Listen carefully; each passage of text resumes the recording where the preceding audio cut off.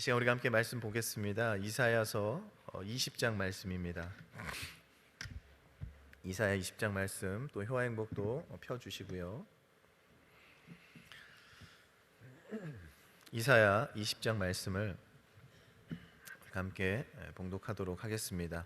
아수르 왕 사르곤이 군대 장관을 아스돗으로 보내매 그가 와서 아스돗을 쳐서 취하더니 곧 그때 여호와께서 아모스의 아들 이사야에게 일러 가라사대 갈지어다 내 허리에서 배를 끄르고 내 발에서 신을 벗을지니라 하시매 그가 그대로 하여 벗은 몸과 벗은 발로 행하니라. 여호와께서 가라사대 나의 종 이사야가 3년 동안 벗은 몸과 벗은 발로 행하여 애굽과 구스에 대하여 예표와 기적이 되게 되었느니라. 이와 같이 애굽의 포로와 구스에 사로잡힌 자가 아수르 왕에게 끌려갈 때 젊은 자나 늙은 자가 다 벗은 몸 벗은 발로 볼기까지 드러내어 애굽의 수치를 베이리니 그들이 그 바라던 구스와 자랑하던 애굽을 인하여 놀라고 부끄러워할 것이라. 그날에 이 해변 거민이 말하기를 우리가 믿던 나라 곧 우리가 아수르 왕에게서 벗어나기를 바라고 달려가서 도움을 구하던 나라가 이같이 되었은즉 우리가 어찌 능히 피하리요 하리라. 아멘. 우리 효행복도 함께 보시겠습니다. 3월 9일 목요일 몸으로 증거하는 말씀이라는 제목으로 되어 있습니다. 우리 여기 요절 말씀 이사야서 20장 3절 말씀을 우리가 함께 봉독하도록 하겠습니다. 여호와께서 가라사대 나의 종 이사야가 3년 동안 벗은 몸과 벗은 발로 행하여 애굽과 구스에 대하여 예표와 기적이 되게 되었느니라. 아멘. 우리 계속해서 효화행복 함께 보겠습니다. 말씀을 실천을 통해 열매를 맺는다. 아무리 능력 있는 말씀이라 하여도 믿지 않고 행하지 않는다면 그 말씀은 우리에게 능력이 될 수 없다. 본장에서 이사야는 남유다가 반아수르 정책에 동참하지 못하도록 하나님의 말씀을 행동으로 보여준다. 블레셋 북쪽의 아스돗이란 도시는 애굽과 구스의 반아수르 정책에 따라 아수르의 반기를 들었다. 또한 유다에게도 도움을 청하고 반아수르 정책에 동조할 것을 요구했다. 그러나 하나님은 아스돗의 반기가 성공하지 못함과 아스돗이 의지하는 애굽과 구스가 오히려 아수르에 패망할 것이라고 말씀하신다. 하나님은 이 예언이 분명히 성취될 것을 보여주기 위해 이사야에게 이상한 행동을 하게 하셨다. 마치 애굽과 구스가 아수르의 포로로 끌려가는 것처럼 3년 동안 벗은 몸과 벗은 발로 거리를 활보하게 하신 것이다. 아수르가 아스돗의 반기를 평정한 후에 이사야의 예언은 사실로 입증되었다. 이사야는 하나님의 말씀을 몸으로 직접 증거해야 했다. 3년 동안 벗은 몸으로 지낸다는 것은 육체적인 고통은 물론 인격적인 수치까지 감수해야 하는 일이다. 그러나 이사야는 하나님의 말씀을 성실히 수행했으며 그 결과 남유다는 아스돗의 반기에 동조하지 않았고 예루살렘은 살아남을 수 있었다. 이처럼 성도가 세상에서 하나님의 말씀을 실천하는 것은 때로 손해보는 것처럼 보일 수 있다. 그러나 진리의 말씀을 믿고 성실히 행한다면 그 열매는 진정 값질 것이다. 행동으로 보여준 이사야의 믿음이 예루살렘을 구했던 것처럼 행동으로 실천하는 성도의 신앙은 이웃을 살리고 복되게 하는 밑거름이 된다. 아멘. 오늘 말씀의 제목은요, 몸으로 증거하는 말씀입니다. 앞서 19장의 말씀에서는요, 이제 애굽에 대한 회복이 예언이 되어 있습니다. 심판과 회복이 예언이 되어 있는데, 그 당시 기준으로 봤을 때는요, 이것은 굉장히 먼 시대의 이야기였다라는 것이죠. 지금은 별로 아무 일이 없어요. 지금 반아수르로 인하여서 아스돗도 그렇고요, 애굽도 그렇고요, 강대한 나라들이 서로 이제 연합을 하기 시작했다는 것입니다. 그런데 갑자기 애굽이 회복이 된다는 예언을 한다는 것은 어찌 보면 뭔가 현실성도 없고 뭔가 좀 잘 이해가 되지 않는 말입니다. 회복이 있기 전에 뭐가 있어야 되죠? 그 나라가 멸망이 되어야 돼요. 하지만 그 나라를 보았을 때 어떻게 되어집니까? 아직은 굉장히 강력한 나라가 애굽이라는 것이죠. 당시 상황이 그렇습니다. 반아수르 정책을 펴면서 이제 애굽 그리고 또 아스돗 이런 사람들이 이런 나라들이 이제 아수르와에 대항하기 위해서 뭉쳐 있는 그런 상황이죠. 만약에 그들의 제안을 받는다라면 아마 그 강력한 나라들 사이에서 이 아수르를 대항할 수 있는 힘을 얻게 되어진다라는 것입니다. 그러면서 이제 아수르에 대한 어떤 그런 강력한 영향력을 이제 벗어날 수 있는 그런 삶이 되어진다라는 것이죠.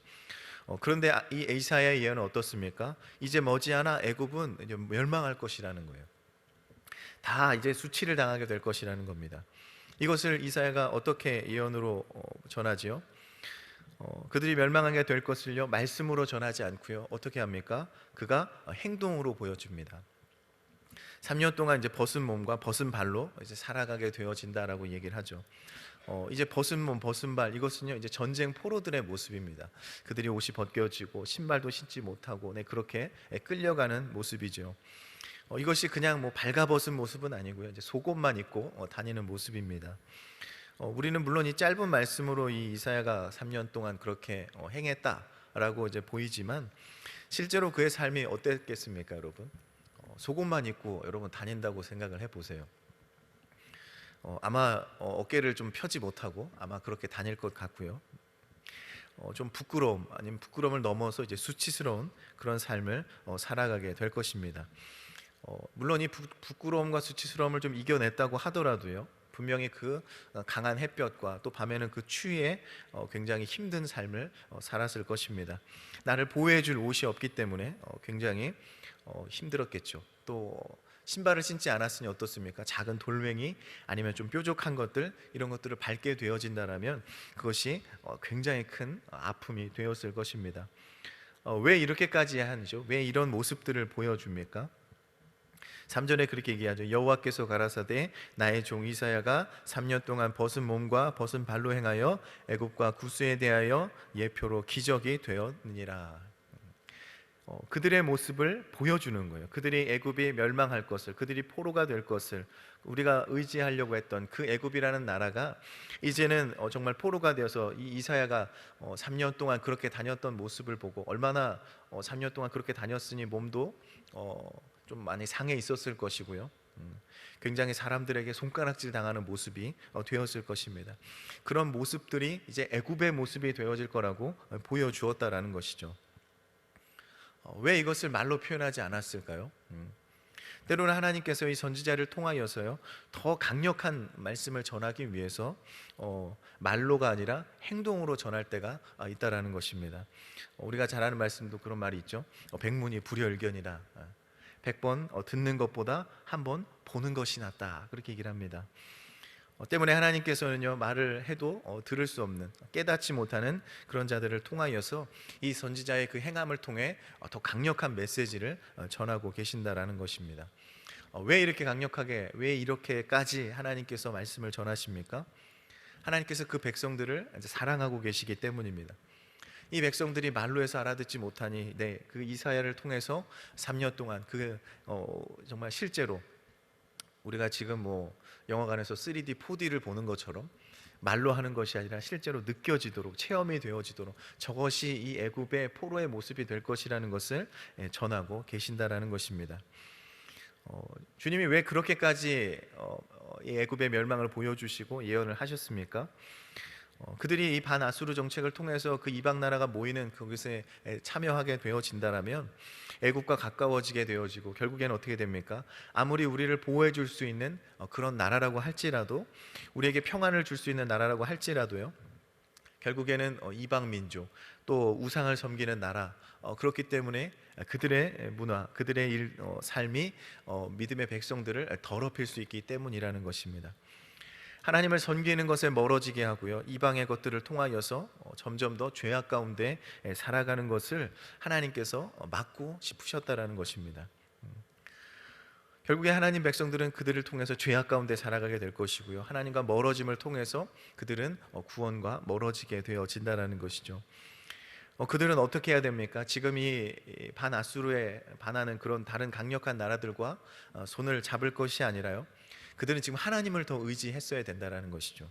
우리를 세우시고 우리를 택하시고 우리를 인도하시고 또 우리를 승리케 하실 그 하나님을 의지하여서 우리가 이 어려움을 이겨나가야 된다는 것입니다. 그런데 그들이 눈에 보이는 그 이방 민족에 대한 그런 동맹을 통하여서 이 위기를, 이 어려움을 이겨나간다는 것은 굉장히 큰 어려움이 될 것이라는 것입니다. 결국에는 그 모습을 지금 이사야를 통해서 보여주는 것이죠. 너희들이 그들과 함께 했을 때는 이런 결과가 나타나게 될 것이다. 그러니 너희들은 그렇게 그쪽으로 가는 것이 아니라 나에게 돌아오고 나에게 기도해야 된다라고 지금 이야기하고 계신다라는 것이죠. 그들이 애굽이 멸망하는 모습들을 어떻게 이사야가 표현을 합니까? 4절과 5절에 이렇게 말합니다. 이와 같이 애굽의 포로와 구스에 사로잡힌 자가 아수르 왕에게 끌려갈 때에 젊은 자나 늙은 자가 다 벗은 몸 벗은 발로 볼기까지 드러내어 애굽의 수치를 베이리니 그들이 그 바라던 구스와 자랑하던 애굽을 인하여 놀라고 부끄러워할 것이다 라고 말합니다. 젊은 자나 늙은 자나 모든 백성들이 다 속옷만 입고 또 엉덩이까지 드러내면서 굉장히 부끄럽게 끌려가게 될 것이다 라고 표현을 합니다. 이 백성들이 자랑했고 의지할 만한 그런 애굽을 이제 어떻게 합니까? 놀라고 부끄러워한다라는 거예요. 어떻게 저 큰 나라가 멸망했지? 우리가 저들을 의지하려고 했던 것이 참 부끄러운 일이었구나. 이렇게 만들어 준다라는 것입니다. 우리가 이 이사야의 예언을 통하여서 우리는 어떻게 해야 됩니까? 무엇을 생각해야 됩니까? 우리도 그들의 모습과 닮아 있지는 않는지를 우리가 생각을 해 보아야 됩니다. 우리가 정말 하나님보다 더 의지하는 것이 있다라면 그것은 위험한 것이라는 것이죠. 그것으로 인해서 어떻게 됩니까? 벗은 몸과 벗은 발이 되어질 수 있다라는 것입니다. 우리가 나에게 평안을 줄 수 있다고 여기는 것들, 그것이 어떤 것이든 물질이든 권력이든 어떤 인생이든 나에게 유익을 줄 수 있었던 것이 오히려 독이 되어진다라는 것을 우리는 상상도 할 수 없다라는 것이죠. 그런데 주님께서는요 그렇게 만드시겠다라는 거예요. 하나님보다 더 의지하는 것이 있다라면 그것은 그렇게 되어진다라는 것입니다. 우리가 의지하는 것들이 무엇입니까? 우리가 재물을 의지하죠. 재물을 의지합니다. 정말 이 시대는 이 재물을 굉장히 의지하는 시대가 되었습니다. 어떤 사람들은 이 재물을 위해서요 더 많은 재물을 얻기 위해서 영혼까지 끌어서 투자를 하고요 거기에 모든 인생을 거는 사람들이 있다라는 것입니다. 우리가 영혼까지는 끌어서 그렇게 투자하거나 그렇지는 않지만 아마 누군가 큰 유익이 있다, 큰 재물을 얻을 수 있다, 그러면 아마 그 길로 따라가게 될 것입니다. 어떤 사람들은요 이를 통해서 부정하게 또 재물을 얻기도 하고요. 이 시대의 모든 범죄들은요 이 재물로 인해서 이 시작이 되어지는 경우가 많이 있다라는 것입니다. 왜 그렇게 재물을 따라 살아갑니까? 왜 그렇게 재물을 얻기 위해서 그렇게 악한 일도 하고요? 왜 그렇게 살아갑니까? 잠언 18장에 보시면요 부자의 재물은 그의 견고한 성이라 그가 높은 성벽같이 여기느니라 라고 말씀하고 있습니다. 내가 가지고 있는 재물이요 나에게 견고한 성처럼 느껴진대요. 나에게 이 재물은요 높은 성벽같이 여겨준대요. 이 물질이 나를 지켜줄 것 같고 이 물질이 나를 안전하게 만들 것 같고요 이 물질이 나를 강하게 만들 것 같다라는 그런 마음을 가지고 있다라는 것이죠. 그렇기 때문에 이 재물을 얻기 위해서요 열심히 그 재물을 따라서 살아가게 되어진다라는 것입니다. 그러면 그렇게 얻고자 하는 재물을 얻으면 이제 행복한 삶을 살아갑니까? 성경엔 그렇게 얘기하지 않습니다. 또 잠언 28장 22절의 말씀에 보면요 악한 눈이 있는 자는 재물을 얻기에만 급급하고 빈궁이 자기에게로 임한 줄을 알지 못하느니라 라고 말씀하고 있습니다. 재물을 얻기만 노력하는 자는 악한 눈을 가진 자래요. 여러분 그런 말 있죠. 모 눈에는 뭐만 보인다고. 악한 눈을 가지고 있는 거예요. 그러니까 악한 일들만 보이는 거죠. 죄 가운데 살아가고 결국에 하나님과 멀어지는 삶을 살아간다라는 거예요. 재물을 얻기에만 급급한 그 눈은요 어떻게 됩니까? 언젠가 그 빈궁이 자기에게 오게 되어진다라는 것을요 알지 못한다라는 거예요. 그냥 자기가 재물 얻기만 노력하지 언제 나에게 빈궁이 찾아오게 되어지는지 내가 가난하게 되어지는지를 알지 못하는 굉장히 어리석은 자가 되어진다라고 분명하게 말씀하고 있습니다. 그러니 우리는 어떻게 살아야 됩니까? 마태복음 6장에 그렇게 말씀하시죠. 한 사람이 두 주인을 섬기지 못할 것이니 혹 이를 미워하여 저를 사랑하거나 혹 이를 중히 여기며 저를 경히 여김이라. 너희가 하나님과 재물을 겸하여 섬기지 못하니라 라고 말씀합니다. 우리는요 하나님과 이 재물을 우리가 겸하여 섬길 수 없는 자들이라고 분명하게 말씀을 하고 계십니다. 물질이 있는 곳에 마음이 있으니 우리의 마음이 재물을 쫓지 아니하고 그리하여서 천국을 잃어버린 자가 되지 않는 그런 삶을 살아가야 된다라는 것입니다. 오직 우리의 마음이 누구를 향해야 됩니까? 하나님을 향해야 돼요. 이 백성들이 그들을 의지하여서 그들을 바라본 것이 아니라 그들이 하나님을 더 붙들고 하나님을 의지했어야 된다는 것을 오늘 말씀을 통해서 깨닫게 되시기를 바랍니다. 둘째로는요, 권력을 우리가 의지합니다. 권력이라는 것은 늘 굉장히 뭐랄까요, 우리를 유혹하는 단어이죠. 우리가 뭐 큰 권력은 당연히 매력적이긴 하지만 하다못해 우리가 이 작게 모인 어떤 모임이라고 할지라도요, 거기서도 누가 큰지 작은지를 따지게 된다는 거예요. 누가 큰지, 누가 작은지, 누가 좀 많이 가졌는지, 누가 많이 배웠는지 이런 것들로 따지게 되어집니다. 왜 그렇습니까? 그런 뭐 작은 권력이라고 할지라도요, 그것이 나에게 유익이 된다라고 여기기 때문입니다. 내가 저 사람보다 조금 높으면 뭔가 좀 유리한 것 같고요, 좀 뭔가 내가 좀 잘 산 것 같고, 좀 뭔가 뿌듯함, 이런 것들도 느껴지는 것 같습니다. 그래서 나에게 내가 무슨 권력을 쫓는 삶을 살아가느냐라고 생각할지 모르겠지만, 내가 다른 사람보다 좀 높아지려고 한다든지, 아니면 내가 다른 사람을 좀 낮춘다고 한다든지, 이런 것들이 다 이 권력과 관계가 되어진다라는 것입니다. 결국에 그것이 큰 권력이든요, 작은 권력이든지 마찬가지입니다. 우리는 세상 가운데 이 권력을 통해서 평안을 누리기를 원한다라는 것이죠. 그 모습은 오늘 말씀이랑 너무 닮아 있습니다. 이사야 시대 백성들이 이 애굽을 의지하여서 그들을 그 아수르에서 벗어나려고 하였던, 그 권력을 의지하여서 이 위기를 벗어나려고 하였던 그런 삶을 보게 되어집니다. 결국에는 의지했던 그 애굽은 어떻게 되어집니까? 멸망하게 되어지고 포로가 되어지고, 그것이 이제 이 애굽의 문제만이 아니고 나중에 그 백성들도 결국에는 멸망하게 되어지고, 그들이 하나님께 돌아오기까지 얼마나 많은 시련과 고통을 겪게 되었는지를 우리는 잘 알고 있다라는 것이죠. 그러니 우리 삶의 권력을 의지하는 것이 아니라요, 오직 예수님을 닮은 그 온유함과 겸손함을 배워서 우리가 그 예수님을 닮아가는 또 증인으로서의 삶을 살아가게 되시기를 주님의 이름으로 다시 한번 축원을 드립니다. 우리가 또 의지하는 것이 있죠. 또 우리가 인생을 의지한다고 얘기를 합니다. 우리 죄의 문제를 스스로 해결할 수 없는 존재입니다. 베드로전서 1장 24절에 보면요, 모든 육체는 풀과 같고 그 모든 영광이 풀의 꽃과 같으니 풀은 마르고 꽃은 떨어지되라고 이야기를 합니다. 우린 굉장히 연약한 존재이죠. 금방 피었다가 금방 사그라드는 그런 꽃과 같은 존재다, 풀과 같은 존재다라고 분명히 이야기를 합니다. 그런데 우리는 어떻게 살아갑니까? 우리가 하나님을 의지한다고 얘기하고 우리가 죄인이라고 얘기하지만 결국에는 우리의 마음대로 살아갈 때가 참 많이 있다라는 것이죠. 그런 인생을 성경에서는 교만하다라고 표현을 합니다. 그 인생을 의지하는 삶이 왜 교만한 삶입니까? 이사야서 2장의 말씀에 보면요, 너희는 인생을 의지하지 말라. 그의 호흡은 코에 있나니 수에 칠 가치가 어디 있느냐라고 이야기를 합니다. 우리 인생에 의지할 것이 없대요. 왜 의지할 것이 없습니까? 우리는 곧 꺼질 숨을 가지고 있는 자들이래요. 언제 죽을지 모르는 거예요. 코로 숨 쉬는, 언제 숨이 막힐지 모르는, 그러니 능력이 없는 삶, 그 수를 셀 만한 가치도 없는 삶, 그렇게 얘기를 합니다. 여러분, 얼마나 연약한 존재입니다. 수를 셀 가치가 없는 인생이라고 얘기를 합니다. 그러니 우리는 어떻습니까? 인생을 의지하는 것이 정말로 어리석은 인생, 교만한 삶이었다라는 것을 우리는 깨닫게 되어진다라는 것입니다. 또 시편 146편에도 그렇게 말씀하시죠. 방백들을 의지하지 말며 도울 힘이 없는 인생도 의지하지 말지니 그 호흡이 끊어지면 흙으로 돌아가서 당일에 그 도모가 소멸하리로다. 야곱의 하나님으로 자기 도움을 삼으며 여호와 자기 하나님에게 그 소망을 두는 자는 복이 있도다라고 말씀하고 있습니다. 세상의 방백들, 권세자들, 그런 사람들 의지하지 말라는 거예요. 왜요? 그들도 죽으면 그들의 계획은 다 사라지게 되어진다라는 것입니다. 그들의 숨도 끊어지면 그들의 계획은 사라지게 된다라는 거예요.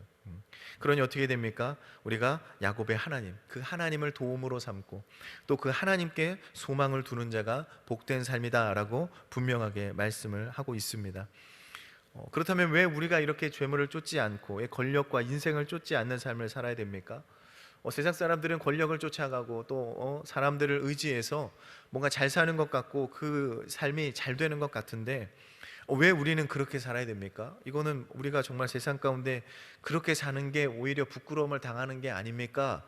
라고 생각을 할 수 있습니다. 그런데 왜 이 이사야가 그렇게 3년 동안 그렇게 수치스러움을 당하면서 왜 그렇게 살아갔습니까? 왜 그렇게 포로의 모습을 하고 살아갔습니까? 바로 하나님의 뜻을 전하기 위해서라는 것이죠. 우리도 이 땅에 하나님의 보내심을 받은 자들입니다. 보내심을 받은 자들은 무엇을 받고 보내심을 받은 거죠? 복음으로 보내심을 받은 자들입니다. 결국 우리의 사명은 무엇입니까? 예수님의 증인이 되는 삶을 살아가야 된다는 것입니다. 예수님의 증인이 될 수 있는 조건이 뭐가 있습니까? 주님의 일들을 우리가 바라보아야 된다는 거죠. 주님의 일들을 따라간다라는 거죠. 그래서 주님이 하신 일들을 실제로 보게 되어지고 내 삶의 경험이 되어지고 그것이 체험이 되어졌을 때 우리가 보고 듣고 체험한 것이 그들에게 증언이 되는 것이 바로 증인된 삶이다라는 것입니다. 어떻게 그렇게 살 수 있습니까? 우리가 어떻게 살아야 됩니까? 예수님을 따르는 삶, 증인된 삶은 그럼 어떤 삶입니까? 마태복음 16장에 그렇게 말씀하시죠. 이에 예수께서 제자들에게 이르시되 아무든지 나를 따라오려거든 자기를 부인하고 자기 십자가를 지고 나를 쫓을 것이다 라고 말씀하고 있습니다. 예수님을 따르는 자, 예수님의 증인이 된 자는요, 그의 십자가를 지고 함께 나아가는 자들입니다. 나를 부인하는 건 무엇입니까? 내 생각, 내 욕심, 내 이기심, 나를 하나님과 멀어지게 하는 것들을 부정하며 살아가는 겁니다. 오늘 말씀에 이 백성들이 그들을 부정하며 오히려 하나님과 함께 그 십자가를 지고 기도하며 나아갔어야 되는 그 백성들의 모습을 여러분 기억하시기를 바랍니다. 우리 삶에 결국 주님께서 맡겨주신 그 믿음과 사명을 따라서 복음을 전하는 것이 바로 증인된 삶임을 여러분 기억하시기를 바랍니다.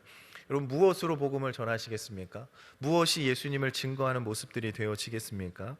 바로 우리가 주님께 받은 긍휼을 전하는 것이고요, 주님께 받은 은혜를 우리가 전하는 것입니다.